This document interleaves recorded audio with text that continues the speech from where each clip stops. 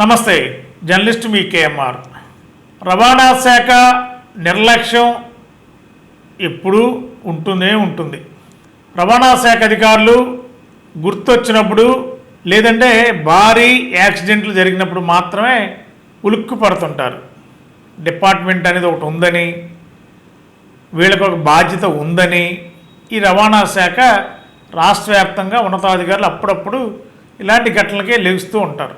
కర్నూలు, హైదరాబాద్ నుండి కావేరీ ట్రావెల్స్ అంటే కర్నూలు మీదుగా బెంగళూరు వెళ్తున్నప్పుడు కర్నూలు దగ్గర జరిగిన ఈ బస్సు ఘోర ప్రమాదంలో చాలామంది కుటుంబాలు ప్రాణాలు కోల్పోయారు.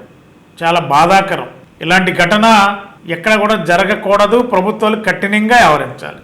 దీంట్లో డ్రైవర్ల నిర్లక్ష్యం చాలా స్పష్టంగా కనబడిందనేది ఇప్పటివరకు అందుతున్న సమాచారం. మరి హైదరాబాద్లో బయలుదేరిన ఈ కావేరీ ట్రావెల్ బస్సు కర్నూలు దగ్గరికి వచ్చేసరికి ఒక విలేజ్ దగ్గర బండి ఒకటి బస్ కిందకి వెళ్ళడం, ఆ బస్ కిందకి వెళ్ళిన తర్వాత కొంత దూరం వరకు ఆ బండిని లాక్కుంటూ వెళ్ళిపోవడం వల్ల ఆ ట్యాంక్, యాక్సిడెంట్ అయిన బండి, టూ వీలర్ బండి ఏమైతుందో ఆ ట్యాంకు, పెట్రోల్ ట్యాంక్ అది లీక్ అవడం బస్సుకు అంటుకోవడం వల్ల అవన్నీ కూడా ఏకకాలంలో ఒకేసారి మంటలు వ్యాపించడం, బస్సులో ఉన్న వాళ్ళు బయటకు రాలేని పరిస్థితి. డ్రైవర్ బస్ దూకి పరారయ్యాడు.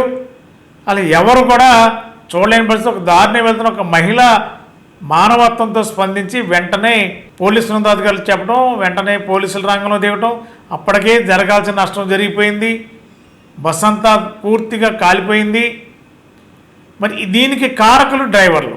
అసలు ఆంధ్రప్రదేశ్ ప్రభుత్వం కానీ తెలంగాణ ప్రభుత్వం కానీ ఈ డ్రైవర్లు ఎవరైతే ప్రైవేటు ట్రావెల్స్కి డ్రైవర్లు ఎక్కిస్తున్నారో వాళ్ళ కండిషను, వాళ్ళ ప్రవర్తన ఏ విధంగా ఉంది, వాళ్ళ అలవాట్లు ఎలాగున్నాయి, ఆ డ్రైవింగ్లో వాళ్ళు చేసే విధానం ఏంటి, డ్రైవర్లు వీళ్ళకి ఇచ్చే లైసెన్సులు కూడా రవాణా శాఖ లక్షల రూపాయలు, వేల రూపాయలు లంచాలు పుచ్చుకునే వీళ్ళకి హెవీ డ్రైవింగ్ లైసెన్సులు ఇస్తుంటారు. వీళ్ళకి ఎక్కడికాడే ఏజెన్సీలు. ఇదివరకు ఆర్టీఓ ఆఫీస్ దగ్గర చాలామంది ఏజెంట్లు ఉండేవాళ్ళు, ఇప్పటికీ కూడా ఉన్నారు. గవర్నమెంట్ ఏదో అప్పుడేదో నిషేధించింది, కానీ ఇప్పటికీ కూడా ఎక్కడికి వెళ్ళినా, తెలుగు రాష్ట్రాల్లో ఏ ప్రాంతానికి వెళ్ళినా ఆర్టీఓ ఆఫీసుల చుట్టూ ఏజెంట్లు ఆఫీసులు ఉంటాయి. మరి చాలామంది లైసెన్సులు కావాల్సిన వారు, ఎల్ఎల్ఆర్ కావాల్సిన వాళ్ళు, హెవీ లైసెన్సులు కావాల్సిన వాళ్ళు ఈ ఏజెంట్లను సంప్రదిస్తారు. ఏజెంట్ల ద్వారా రవాణా శాఖలోకి వెళ్ళి రవాణా శాఖ కావాల్సింది ఏంటి, ఎవరు కట్టారు, ఎంత కట్టారు అనేది అనవసరం. వాళ్ళకి చలానా పూర్తి చేసి ప్రభుత్వ నిబంధనల ప్రకారం అమౌంట్ గవర్నమెంట్కి చలానా కట్టారా లేదా, అది ఎవరు ఎక్సైజ్ కట్టారా, వైజాగ్ కట్టారా, ప్రభుత్వానికి అనవసరం.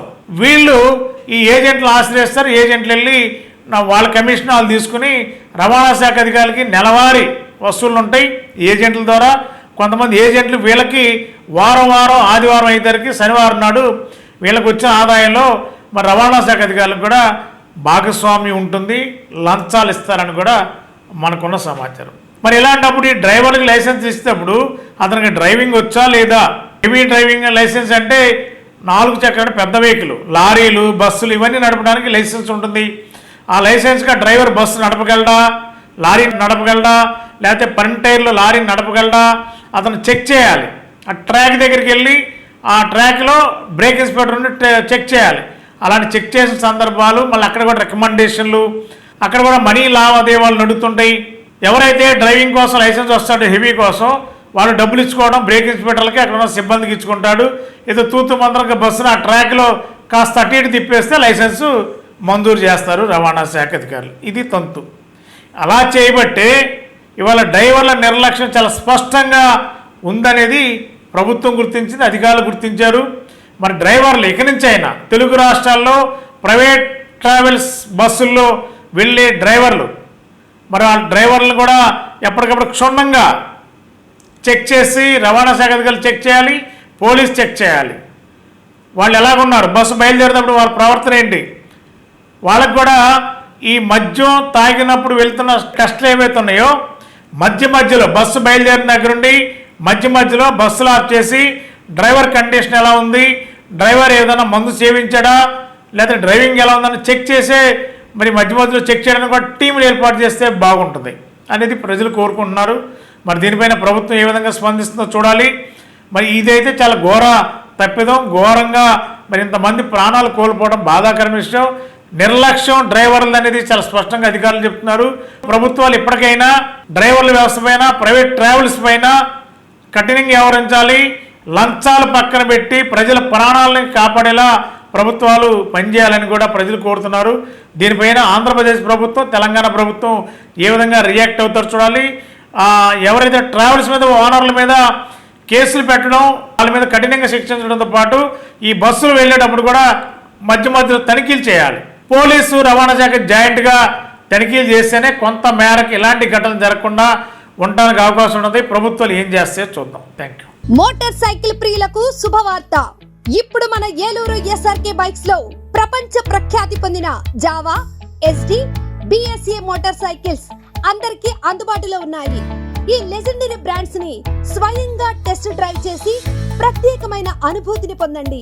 4 సంవత్సరాలు లేదా 50,000 కిలోమీటర్స్ వరకు వారంటీ, రోడ్ సైడ్ అసిస్టెన్స్ వంటి ఎన్నో ఆధునిక ఫీచర్స్ తో మన ఎస్ఆర్కే బైక్స్ లో మీ సొంతం చేసుకోండి. సర్వీస్ గురించి చింత అవసరం లేదు.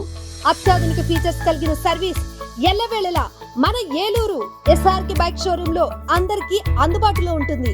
మా address SRK bikes, Reliance petrol bunk దగ్గర, Vasant Mahal centre, GNT road, Eluru. మా ఫోన్ నెంబర్స్ 8179353366, 8179453366.